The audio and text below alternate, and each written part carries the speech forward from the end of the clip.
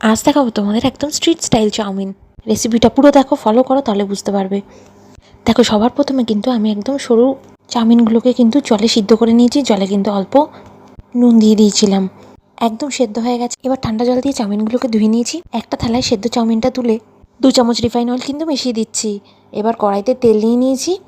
2টো ডিম দিয়ে কিন্তু স্ক্র্যাম্বল করে নেব। এগ স্ক্র্যাম্বল তৈরি হয়ে গেলে সেই তেলে কিন্তু আমি রসুন আর লঙ্কাটা কিন্তু দিয়ে দেবো। বেশ কিছুক্ষণ ভেজে নেব।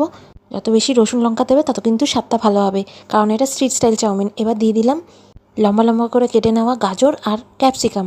এবার এর মধ্যে কিন্তু অ্যাড করে দেবো পেঁয়াজ টুকরো টুকরো টুকরো করে কাটা। এবার চাইনিজ রান্নাতে না ফ্লেমটাকে একদম হাইতে রাখবে আর তাড়াতাড়ি ফাটাফাট কাজটা করে নেবে।